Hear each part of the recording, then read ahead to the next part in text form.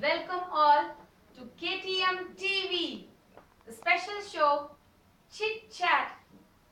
Now we are going to witness a wonderful personality who has dedicated her life for the betterment of the poor and needy, to make their lives better.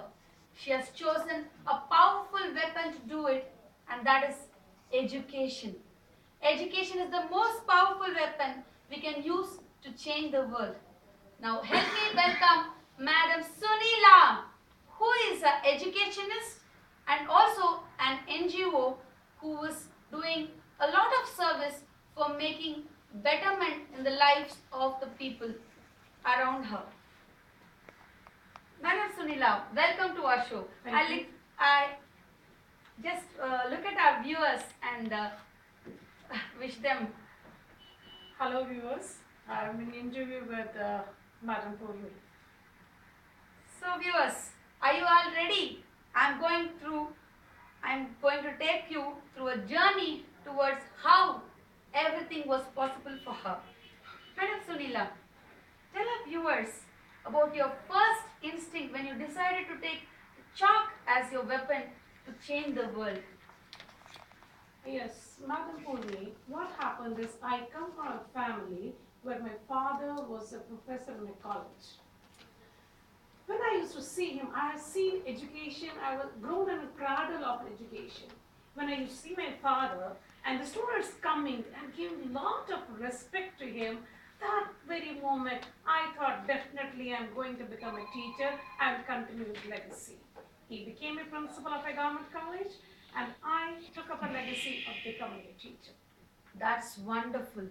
You are a teacher, and I heard and read in newspapers that you are running a very famous NGO which is called Smile Foundation. Can you tell us something about your Smile Foundation, ma'am?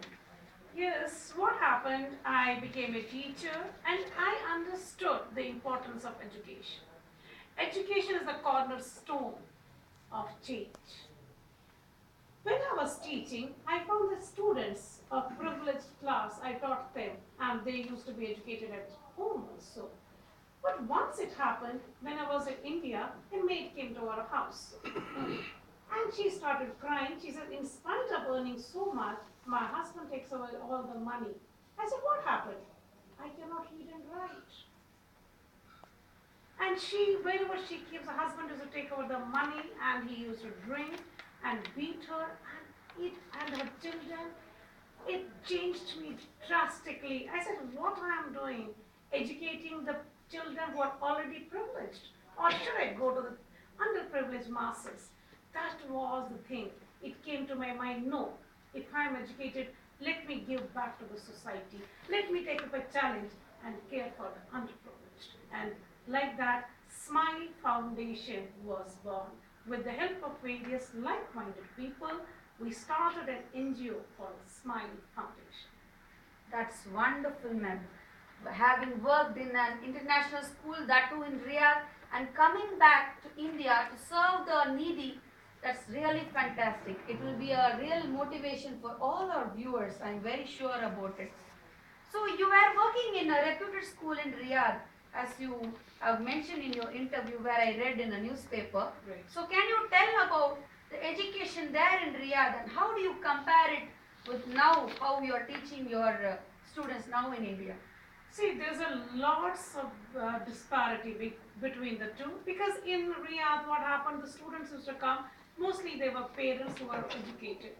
In this Smile Foundation, I have catered to the students who come from the slum areas. The parents are uneducated and they are unskilled laborers and they don't have any access to the public facilities. Very limited facilities they have. And what I found that it is you who they take as a role model. Whatever you say, they take it seriously. Not like in Riyadh because they come from the educated. I am catering for the downtrodden where we find a spark, we find a hope because children are the future generation. Children are the future of India. Children are the future of the world. That's why I cater to this large section of society. Yes, ma'am. Really amazing to see how you have transformed yourself from going to a school which is so affluent, having so many children who are well educated, who have well educated parents, and suddenly coming down to the level of the needy and poor. That is a really good thought which you have got.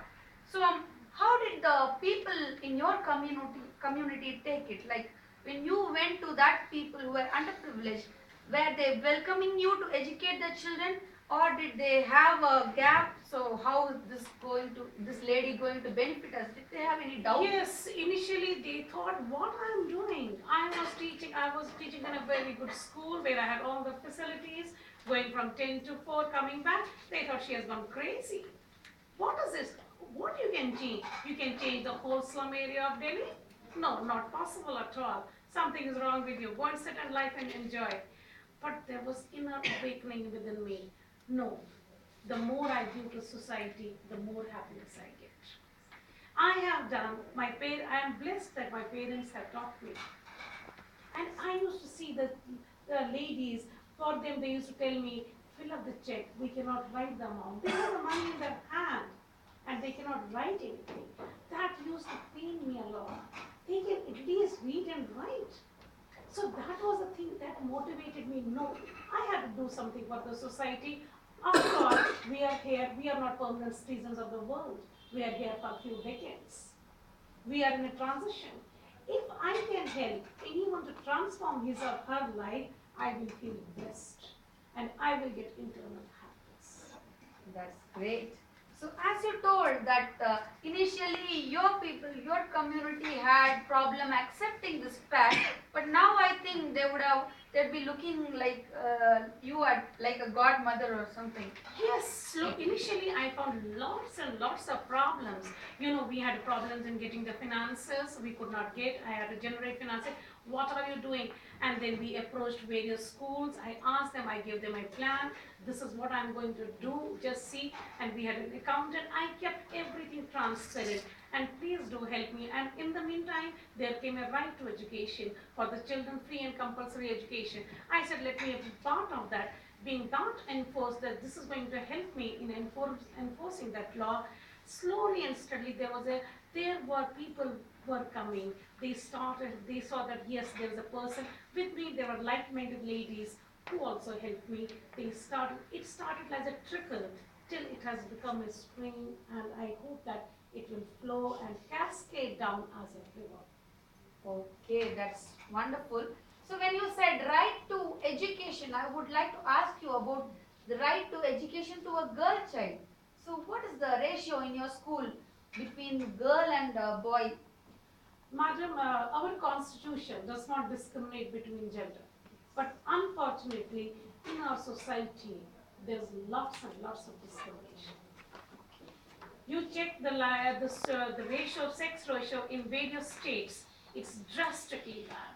Because they have gone for female infanticide, they kill the girl, they say it's a burden. But slowly and steadily, it has been changing, because last year you saw that Olympic gold was won by women only, in spite of being given very poor attention to the females. So whenever they are giving a chance, they excel, they shine, they outshine the male counterparts. So slowly this thing has been changing. I would like to tell you that even though at this stage there is a 60 male and 40 females, but what happened, I'm all the time after them, you start. Some things happened, like last year the Olympics, girls got the medal. I told them, look what they have done, the girls what they have done. They get inspired, and moreover, computer education. Girls are being given a lot of computer education. I feel that you are still illiterate if you are not computer literate. So what lot of vocational training, educational training I'm giving imparting to the girl students. Wow, that's so great, ma'am. So as you said, your servant maid also got educated in your school. So you have evening school.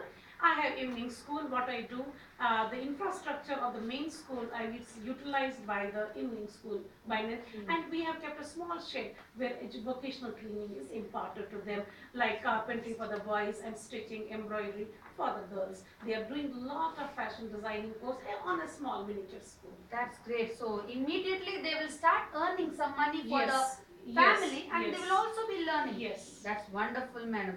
So, as you have told everything about your school, I would like to tell our viewers, please donate to this school, and after this program, you will see a mail ID and also the details where you can donate to the school, and it will be covered under ATG. Am I right, madam? Yes, yes. That's Income tax, you don't have to worry about the income tax also. You will get an exemption from the income tax. It's at the same time, you're doing a social service and helping yourself and ourselves also.